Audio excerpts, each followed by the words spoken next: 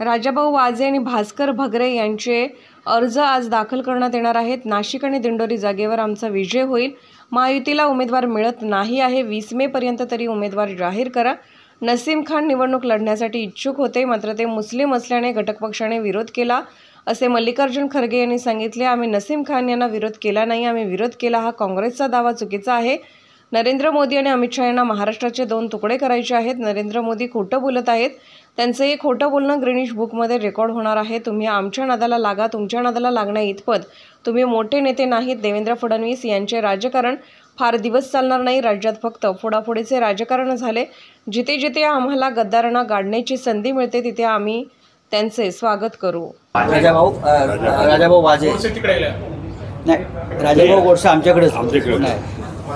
राजाभाऊ वाजे आणि भगरे गुरुजी दिंडोरीचे, राजाभाऊ आणि भगरे गुरुजींचे अर्ज आज महाविकास आघाडीतर्फे दाखल होतील। राष्ट्रवादी काँग्रेसचे अध्यक्ष जयंतराव पाटील येत आहेत, काँग्रेसचे ज्येष्ठ नेते बाळासाहेब थोरात येत आहेत, राजाभाऊ येत आहेत ना इकडे आता। हो, राजाभाऊ इकडे पोचतील आणि या दोन्ही जागा महाविकास आघाडी प्रचंड मताधिक्यानं जिंकली। या मतदारसंघामध्ये राजाभाऊच्या विरुद्ध अद्याप म्हणजे शिवसेनेच्या विरुद्ध अद्याप उमेदवारच मिळत नाही। काल मला आमचे सुधाकरराव बडगुजर गमतीने म्हणाले की निदान 20 मे पर्यंत तरी उमेदवार जाहीर करा। 20 मे पर्यंत अशी परिस्थिती या आमच्या विरोधकांवर आलेली आहे। पण त्याआधी मी एक महत्त्वाचा खुलासा इथे करू इच्छितो। मुंबईतल्या सर्व जागा आता जाहीर झालेल्या आहेत। एक जागा जी आहे उत्तर मुंबई, हे दहिसर बोरिवली वगैरे हा जो भाग आहे, ती काँग्रेस लढणार असं म्हणते। तिथे उमेदवार सोडला तर कालपर्यंत सगळे उमेदवार महाविकास आघाडीनं जाहीर झाले। उत्तर पश्चिम जिथे वर्षा गायकवाड यांना उमेदवारी दिली आहे काँग्रेस पक्षानं, तिथे काल त्या जागेसंदर्भात आसाममध्ये काँग्रेसचे अध्यक्ष मल्लिकार्जुन खरगे यांनी एक वक्तव्य केलेलं आहे की तिथे नसीम खान यांची इच्छा होती निवडणूक लढण्याची, जे मुंबई काँग्रेसचे ज्येष्ठ नेते आहेत, मंत्री होते, पण ते मुसलमान असल्यामुळे काही आमच्या आघाडीतल्या घटक पक्षांनी त्यांना विरोध केला किंवा ती जागा कठीण जाईल, त्याच्यामुळे आम्ही नसीम खान यांना उमेदवारी दिली नाही। मी इथे शिवसेनेतर्फे आणि पक्षप्रमुख उद्धव ठाकरे यांच्यातर्फे खुलासा करू इच्छितो। त्या मतदारसंघामध्ये कोणाला उमेदवारी द्यायची हा काँग्रेस पक्षाचाच अंतर्गत विषय होता।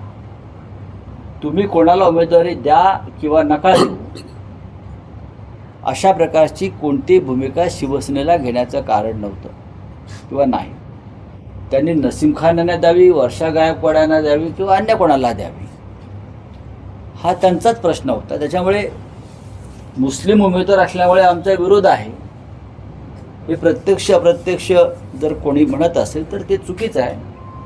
काँग्रेस पक्षाला आताही संधी आहे उमेदवार बदलण्याची, त्याने आताही द्यावी उमेदवारी त्यांनी।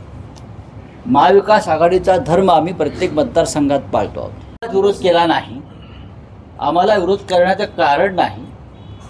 या देशातला, महाराष्ट्रातला, मुंबईतला, प्रत्येक शहरातला मुस्लिम बांधव आज जर शिवसेनेबरोबर ठामपणे उभा असेल या देशातल्या हुकुमशाहीचा पराभव करण्यासाठी, तर आम्हाला आणि विशेषतः नसीम खान आणि आमचे अत्यंत चांगले संबंध आहेत, उत्तम चेहरा आहे। काँग्रेस पक्षाने ठरवायला पाहिजे होतं कोणाला उमेदवारी द्यायची। आम्हाला कुठल्याही उमेदवाराला, मग काँग्रेसचा असेल, राष्ट्रवादी काँग्रेसचा असेल, तुम्ही अमुक ह्यांना उमेदवारी द्या किंवा देऊ नका हे सांगण्याचा अधिकार आम्हाला नाही। जसं या दोन्ही पक्षांनी आम्हाला काही सूचना केल्या नाहीत उमेदवार ठरवताना, चर्चा केल्या पण सूचना नव्हत्या। त्याच्यामुळे आम्ही एखाद्या उमेदवाराला विरोध केला धर्मामुळे हे अत्यंत चुकीचं विधान आणि निदान आहे. आम्हाला त्याच्याविषयी काही आक्षेप नाही. काँग्रेस पक्षाला जर उमेदवार अजूनही बदलायचा असेल तर त्यांनी बदलावा. नरेंद्र मोदी आणि अमित शहा यांना भविष्यामध्ये महाराष्ट्राचे तुकडे करायचे. नरेंद्र मोदी आणि अमित शहा यांना मुंबईची पूर्णपणे लूट करून मुंबईला कंगाळ करायचे आणि ह्या त्यांच्या कारस्थानाचा आड उद्धव ठाकरे आणि शरद पवार येत होते. प्रादेशिक अस्मिता जपणारे हे दोन्ही नेते आणि दोन्ही पक्ष आहेत, म्हणून त्यांनी दोन्ही पक्षांची सरकारं पाडली आणि दोन्ही पक्ष अमित शहा आणि नरेंद्र मोदी यांना याची फार मोठी किंमत भविष्यात चुकवावी लागेल. महाराष्ट्राची जनता त्यांना माफ करणार नाही. उद्धव ठाकरेंना कधीही मुख्यमंत्री पदाचा मोह नव्हता आणि आजही नाही. तुम्हाला मी आता ठामपणे सांगतो. नरेंद्र मोदी हे गेल्या 10 वर्षामध्ये सतत खोटं बोलत आहेत आणि त्यांचा खोटं बोलण्याचा जागतिक विक्रम हा लवकरच गिनीज बुकात जाईल अशी माझी भूमिका आहे. इतकं खोटं बोलणारा प्रधानमंत्री या देशानं पाहिला इतक्या जलद गतीने. त्याच्यामुळे खोटेपणाचा हा जो त्यांचा खेळ आहे त्याला ऑलिम्पिकमध्ये समाविष्ट करता येईल का? मोदींच्या नेतृत्वाखाली एखादं पथक भाजपचे पाठवता येईल का? हे पाहावं लागतं. परिवार आहे स्वतःचा, अंडरलाईन स्वतःचा. उद्धव ठाकरे यांना स्वतःचा परिवार आहे आणि हा परिवार प्रबोधनकार ठाकरेंपासून बाळासाहेब ठाकरे, उद्धव ठाकरे असा एक वैचारिक वारसा असलेला परिवार आहे. तुमच्याकडे काय आहे? श्यामाप्रसाद मुखर्जीचा तुम्ही विचार सांगताय, ज्यांनी मुस्लिम लीग बरोबर सरकार बनवलं, ज्यांनी मुस्लिम लीग बरोबर सरकार बनवलं आणि चले जाव आंदोलनास विरोध केला. चले जाव आंदोलन चिरडून टाका असे इंग्रजांना पत्र लिहिणारे श्यामाप्रसाद मुखर्जी, हा तुमचा वैचारिक वारसा आहे का? एवढंच आम्हाला सांगा. आम्हाला वारसा आहे.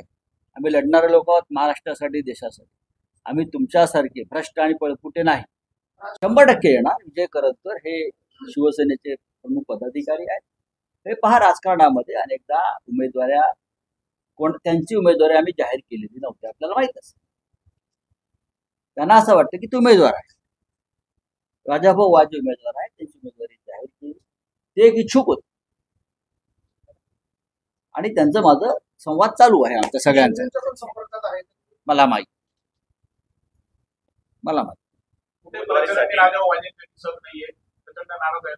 त्यांची तब्येत खराब असं त्यांनी मातोश्री, त्यात त्यांना वेळ दिली आहे 3 वेळा मातोश्रीवर माझ्या माहितीप्रमाणे. सुधाकरराव बडगुजर यांनीच वेळ घेऊन दिली आहे त्यांना. त्यांची तब्येत खराब असा त्यांचा निरोप आहे.